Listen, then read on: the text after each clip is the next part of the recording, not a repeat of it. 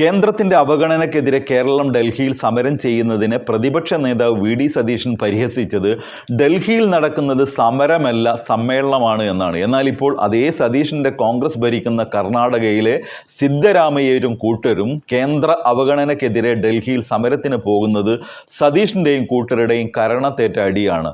പെരുന്നുണകളുടെ മാറാപ്പ് കൊണ്ട് കേരള സർക്കാരിനെ വിമർശിക്കാൻ വരുന്ന സതീഷിനും കൂട്ടർക്കും പക്ഷേ കേന്ദ്രം ഭരിക്കുന്ന മോദിക്കും കൂട്ടർക്കുമെതിരെ പറയാൻ നാക്കു പൊങ്ങില്ല.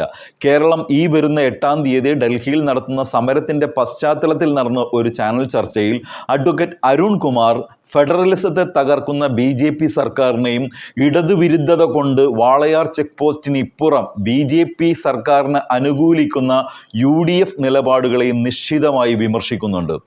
അഡ്വക്കേറ്റ് KS അരുൺകുമാർ, ഇപ്പോൾ എന്തുകൊണ്ടാണ് കേരളം ഡൽഹിക്ക് പോകുന്നു എന്ന് പറഞ്ഞപ്പോൾ ഇവിടുത്തെ കോൺഗ്രസ് അതിനെ പിന്തുണയ്ക്കാതിരുന്നത് എന്നതിന്റെ ഉത്തരം ഇപ്പോൾ സിദ്ധരാമയ്യ അങ്ങോട്ടേക്ക് പോകുന്നു എന്ന് പറയുമ്പോൾ ഉള്ള വിശദീകരണത്തിൽ നിന്ന് വ്യക്തമാകുകയാണോ അതോ കൂടുതൽ വികൃതമാകുകയാണോ അവരുടെ വിശദീകരണം? എന്താണ് താങ്കൾക്ക് മനസ്സിലാകുന്നത്?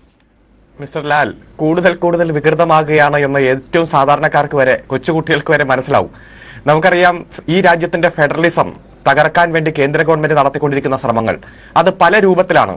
ഒന്ന്, കേന്ദ്ര ഇൻവെസ്റ്റിഗേഷൻ ഏജൻസികളെ ഉപയോഗിച്ചുകൊണ്ട് BJP ഇതര സംസ്ഥാനങ്ങളെ തകർക്കാൻ വേണ്ടി നടത്തിക്കൊണ്ടിരിക്കുന്ന ശ്രമം.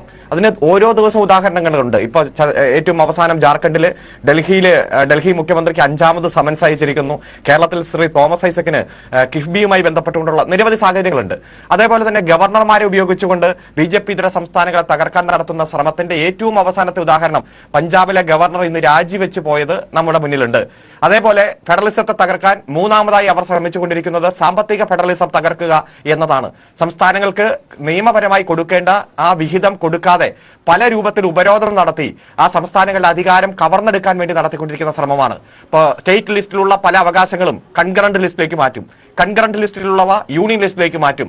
അതുപോലെ സംസ്ഥാനങ്ങൾക്ക് ഉള്ള അധികാരങ്ങൾ കവർന്നെടുക്കുമ്പോൾ എന്ത് കാരണത്താൽ എന്ന് ചോദിച്ചാൽ ഒരു മറുപടിയുമില്ലാത്ത സാഹചര്യമാണ്. കുറച്ചു നാളായി ഈ കേരളത്തെ സാമ്പത്തികമായി ഞെരുക്കാൻ നടത്തിക്കൊണ്ടിരിക്കുന്ന ശ്രമങ്ങൾക്കെതിരെ രാഷ്ട്രീയപരമായിട്ടും അതുപോലെ തന്നെ നിയമപരമായിട്ടുമുള്ള പോരാട്ടങ്ങൾ നടത്തിക്കൊണ്ട് നമ്മൾ മുന്നോട്ട് പോവുകയാണ്. ഒരു സംസ്ഥാനത്തിന് എങ്ങനെയാണ് നികുതി വരുന്ന അല്ലെങ്കിൽ വരുമാനം എങ്ങനെയാണ് എന്ന് ചോദിച്ചാൽ 2 മാർഗത്തിലാണ്.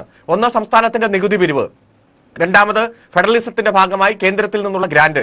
ആ കേന്ദ്രത്തിൽ നിന്നുള്ള ഗ്രാന്റും മറ്റ് ആനുകൂല്യങ്ങളും എല്ലാം സംസ്ഥാനത്തിൽ നിന്ന് കേന്ദ്രം പിരിച്ചുകൊണ്ടുപോകുന്ന പണത്തിന്റെ ആ നിശ്ചിത ശതമാനമാണ് തരേണ്ടത്.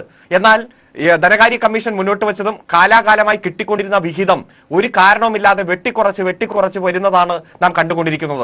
കോവിഡ് കാലത്ത് നികുതി പിരിവ് കുറച്ച് ബുദ്ധിമുട്ടിലായിരുന്നു. എന്നാൽ 2022, 23 കാലത്തും 24 കാലത്തിലുമെല്ലാം നികുതി പിരിവ് മുന്നോട്ട് പോയി. നമുക്കറിയാം, 23.5% വർധനവാണ് നികുതി പിരിവുമായി ബന്ധപ്പെട്ടുകൊണ്ടുണ്ടായത്. GST കളക്ട് ചെയ്യുന്ന കാര്യത്തിലുമെല്ലാം വളരെ വലിയ മുന്നേറ്റമാണ് ഉണ്ടായത്. അതേപോലെ തന്നെ ദിവസ വരുമാനമെല്ലാം ഏറ്റവും കൂടുതലുള്ള സംസ്ഥാനത്തിന്റെ പട്ടികയിൽ ആദ്യ 5 സംസ്ഥാനത്തിന്റെ പട്ടികയിൽ കേരളം ഉൾപ്പെടുകയാണ്. പക്ഷെ കേന്ദ്രത്തിൽ നിന്നുള്ള വിഹിതം അന്യാധീനമായി വെട്ടിക്കുറച്ചതിന്റെ ഭാഗമായി വലിയ സാമ്പത്തിക ഞെരുക്കം കേരളം അനുഭവിക്കുകയാണ്. നികുതി പിരിവിൽ മുന്നോട്ട് പോകുന്നുണ്ടെങ്കിലും കൃത്യമായി കിട്ടേണ്ട വിഹിതം കേന്ദ്രത്തിൽ നിന്ന് കിട്ടാതെ വരുന്നതാണ് ഈ പ്രശ്നങ്ങൾക്ക് കാരണം. അതുകൊണ്ട് ആ പ്രശ്നങ്ങൾ ചർച്ച ചെയ്യുവാനും കേന്ദ്രത്തിനെതിരെ ശക്തമായിട്ടുള്ള പ്രതിഷേധം ഉയർത്തുവാനും പ്രതിപക്ഷത്തെ കൂടി കൂട്ടിയോജിപ്പിച്ചുകൊണ്ടുള്ള സമര പോരാട്ടത്തിന് നേതൃത്വം കൊടുക്കാനാണ് ഇടതുപക്ഷം ആഗ്രഹിച്ചത്.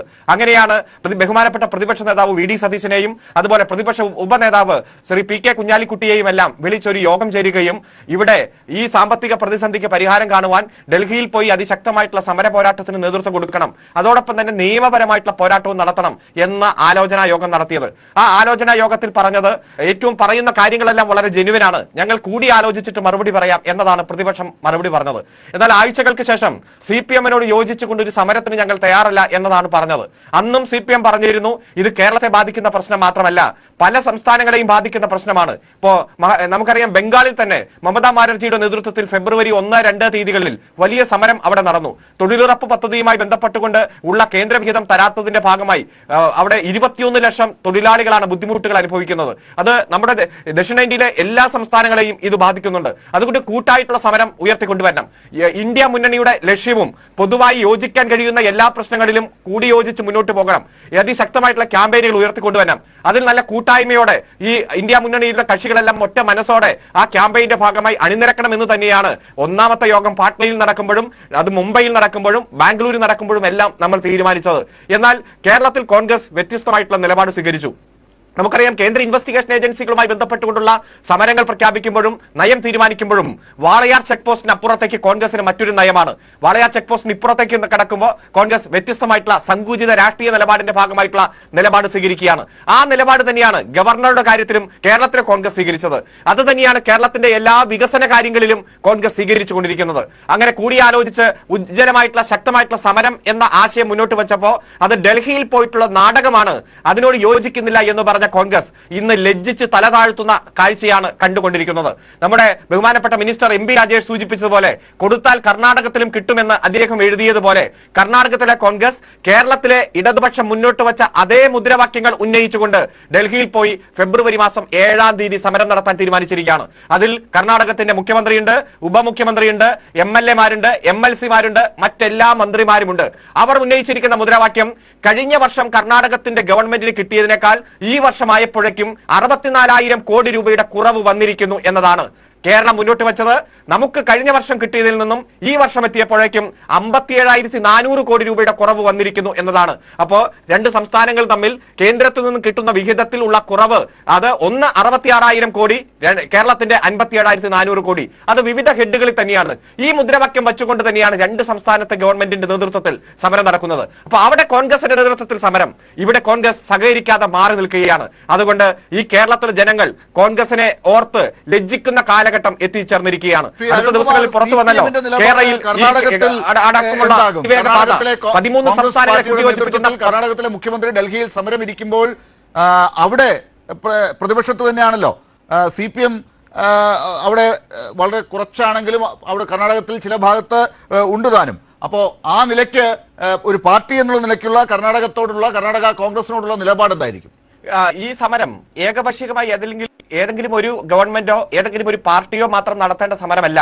കൂട്ടിയോജിച്ച് അതിശക്തമായിട്ടുള്ള പ്രക്ഷോഭങ്ങൾ നടത്തിയാൽ മാത്രമേ ഇതുകൊണ്ട് നേട്ടങ്ങൾ ഉണ്ടാകുന്നു എന്ന് വിശ്വസിക്കുന്ന പാർട്ടിയാണ് CPM. ഇപ്പോൾ CPM-ന്റെ നേതൃത്വത്തിൽ ഫെബ്രുവരി മാസം 8-ാം തീയതി ഡൽഹിയിൽ നടക്കുന്ന സമരത്തെ അഭിവാദ്യം ചെയ്യാൻ ബഹുമാനപ്പെട്ട തമിഴ്നാട് മുഖ്യമന്ത്രിയെ ക്ഷണിച്ചിട്ടുണ്ട്, ഡൽഹി മുഖ്യമന്ത്രിയെ ക്ഷണിച്ചിട്ടുണ്ട്, അതുപോലെ ഇന്ത്യ മുന്നണിയിലെ വിവിധ ഘടകകക്ഷികളുടെ പാർട്ടി നേതാക്കന്മാരെ അങ്ങോട്ട് ക്ഷണിച്ചിട്ടുണ്ട്. അതുകൊണ്ട് കർണാടകത്തിലെ കോൺഗ്രസിന്റെ നേതൃത്വത്തിലും ഗവൺമെന്റിന്റെ നേതൃത്വത്തിലും നടക്കുന്ന സമരത്തെ CPM പൂർണ്ണമായി പിന്താങ്ങും. ഇത് കേന്ദ്ര നയത്തിനെതിരായിട്ടുള്ള സമരമാണ്. കേന്ദ്രം ഭരിക്കുന്ന BJP സർക്കാരിന്റെ നേതൃത്വത്തിൽ സാമ്പത്തിക ഫെഡറലിസം തകർക്കുന്ന നയങ്ങൾക്കെതിരായിട്ടുള്ള സമരമാണ്. ഇവിടെ ബഹുമാനപ്പെട്ട N. ശ്രീകുമാർ പറഞ്ഞതുപോലെ ഞങ്ങൾ കർണാടകത്തിലെ കോൺഗ്രസ് ക്ഷേമ പദ്ധതികളൊക്കെ നടപ്പാക്കി, 5-ൽ 4 നടപ്പാക്കി, എന്നിട്ട് അങ്ങോട്ട് ചെല്ലുകയാണ്. അതൊക്കെ വികടമായിട്ടുള്ള വാദമാണ്. ഒറ്റ മനസ്സോടെ ഒത്തൊരുമയോടെ ഈ സർക്കാരിനെതിരെ പോരാട്ടം നടത്തേണ്ട സമയമാണിപ്പോ. ആ സമയത്ത് വിമുഖത കാണിച്ചുകൊണ്ട് മാറി നിൽക്കുന്നത് സങ്കുചിത രാഷ്ട്രീയ കാഴ്ചപ്പാടിന്റെ ഭാഗമായിട്ട് തന്നെയാണ്. അത് ജനം തിരിച്ചറിയും. അർഹിക്കുന്ന അല്ലെങ്കിൽ പൂർണ്ണ അവജ്ഞയോടെ ഈ കേരളത്തിലെ ജനങ്ങൾ നിങ്ങളുടെ ഈ ഇരട്ടത്താപ്പിനെ മനസ്സിലാക്കും, അതിൽ സംശയമില്ല. ശരി കുമാർ, താങ്കൾക്ക് മനസ്സിലാവുന്നുണ്ടോ ശ്രീ N. ശ്രീകുമാർ പറഞ്ഞത്?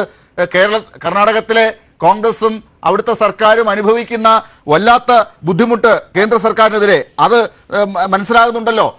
അതുകൊണ്ടാണ് അവർ ഡൽഹിയിലേക്ക് പോകുന്നത്. അതുപോലെ എന്തുണ്ട് ഇവിടെ?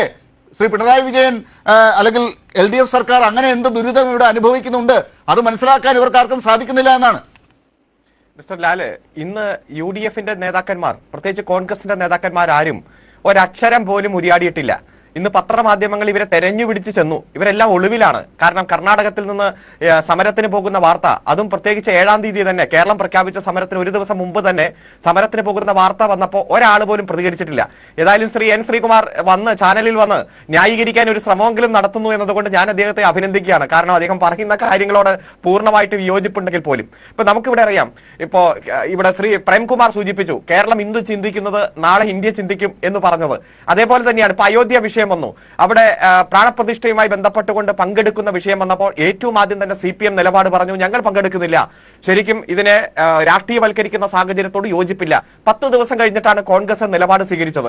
അതുപോലെ ഇവിടെ കേന്ദ്ര നയത്തിനെതിരെ നമ്മൾ സമരം പ്രഖ്യാപിക്കുമ്പോഴും ജനങ്ങൾക്ക് മുന്നിൽ കാര്യങ്ങൾ വിശദീകരിക്കുമ്പോഴും അതിനെതിരെ വിമുഖമായിട്ടുള്ള നിലപാടാണ് കോൺഗ്രസ് നേതൃത്വം എല്ലാ ഘട്ടത്തിലും സ്വീകരിച്ചത്.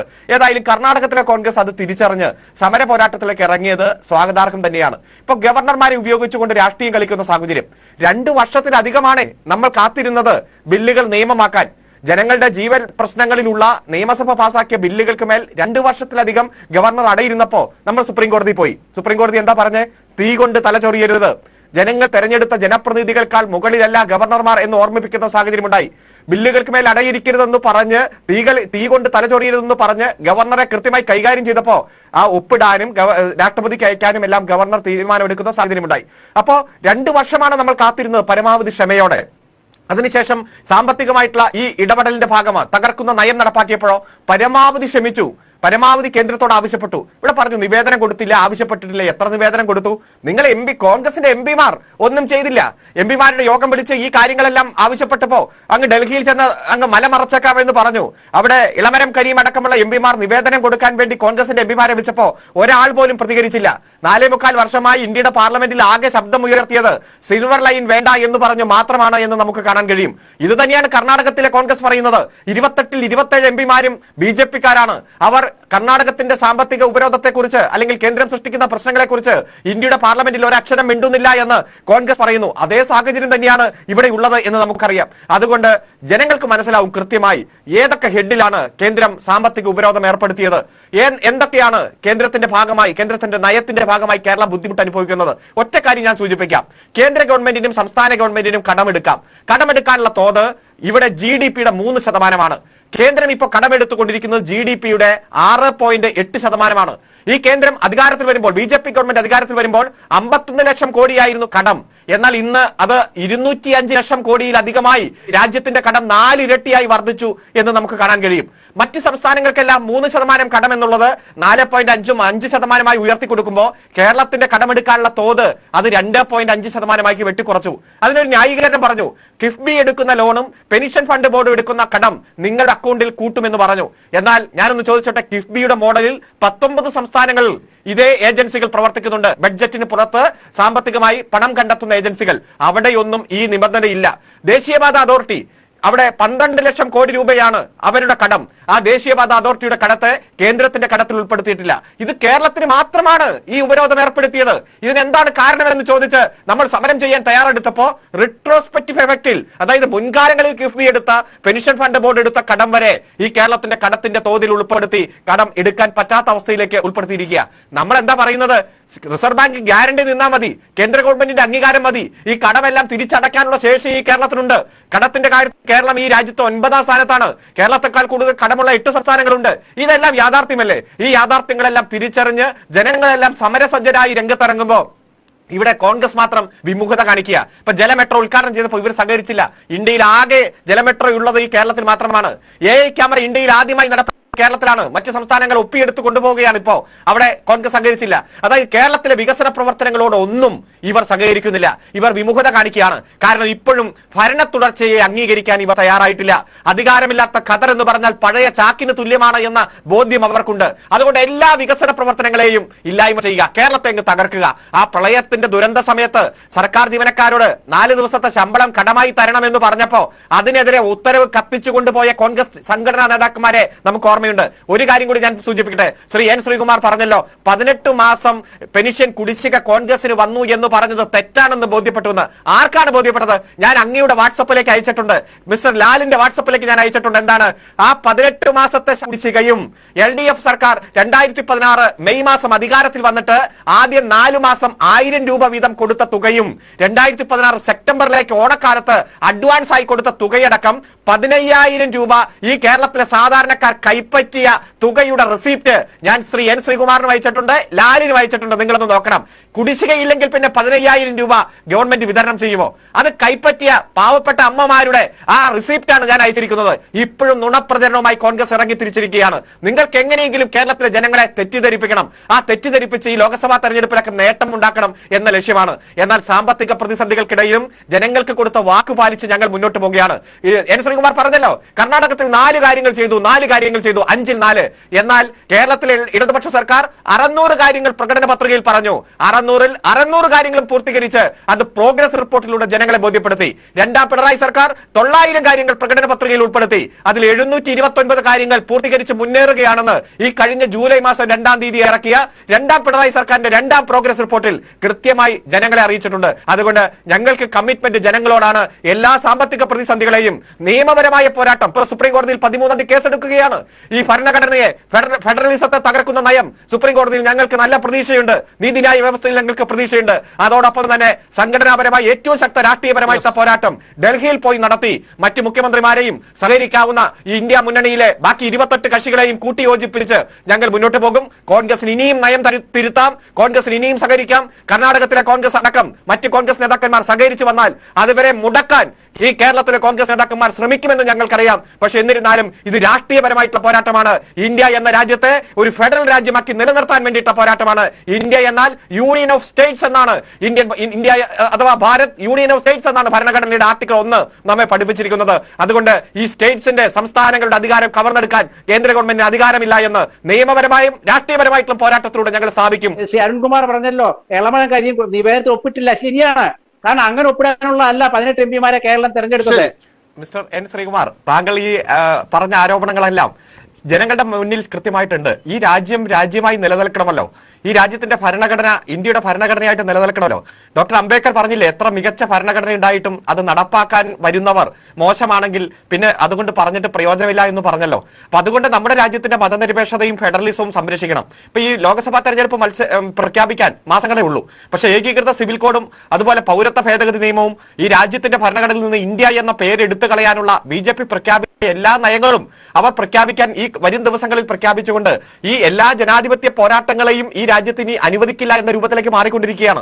അവർ പറഞ്ഞ എല്ലാ അജണ്ടയും പൂർത്തീകരിച്ചല്ലോ. അപ്പൊ രാമക്ഷേത്രമായാലും കാശ്മീരിന്റെ വിശേഷാധികാരം എടുത്തു കളഞ്ഞതായാലും ഇപ്പൊ ഏകീകൃത സിവിൽ കോഡിന്റെ ചർച്ചയും എല്ലാം നമ്മുടെ മുന്നിലുണ്ട്. അതുകൊണ്ട് യോജിച്ച് നിൽക്കേണ്ട സമയമാണ്. ഇന്നിപ്പോ 3-ാം തീയതിയാണ്. 4, 5, 6, 7 4 ദിവസം കൊണ്ട് കേരളത്തിലെ സർക്കാർ പ്രഖ്യാപിച്ച സമരത്തിന് ഇനിയും കോൺഗ്രസിന് നയം മാറ്റാം. നിങ്ങൾക്ക് ഈ സമരത്തോട് യോജിക്കാം. നമുക്കിപ്പോ രാഷ്ട്രീയപരമായിട്ടുള്ള വൈരാഗ്യമല്ല ഇപ്പോൾ പുലർത്തേണ്ടത്, മറിച്ച് ഈ കേരളത്തെ നിലനിർത്താനുള്ള യോജിച്ച പോരാട്ടമാണ്. കേരളം ഉണ്ടെങ്കിൽ മാത്രമാണല്ലോ നിങ്ങൾ LDF-നും UDF-നും പരസ്പരം മത്സരിക്കാനുള്ള സാഹചര്യം ഉണ്ടാകൂ. ഇവർക്ക് ഈ ഫെഡറലിസം തകർത്തുകൊണ്ട് എല്ലാ സംസ്ഥാന ഗവൺമെന്റുകളെയും തകർക്കാനാണ് ഉദ്ദേശം. അതുകൊണ്ട് സാമ്പത്തികമായിട്ട് ഉപരോധം വരും നാളുകളിൽ കൂടുതൽ കടുത്ത രൂപത്തിലേക്ക് മാറും. അതുകൊണ്ട് കേരളം എന്ന വികാരത്തിൽ നിങ്ങൾ ഒരുമിച്ച് നിൽക്കണം. ഭാരതം എന്ന പേർ കേട്ടാൽ അഭിമാനപൂരിതമാകണം അന്തരംഗം. കേരളം എന്ന് കേട്ടാലോ തിളയ്ക്കണം ചോര നമുക്ക് ജനമ്പുകളിൽ. മറ്റൊരു വീഡിയോ ആയിട്ട് വരുന്നവരെ എല്ലാവർക്കും ഗുഡ് ബൈ.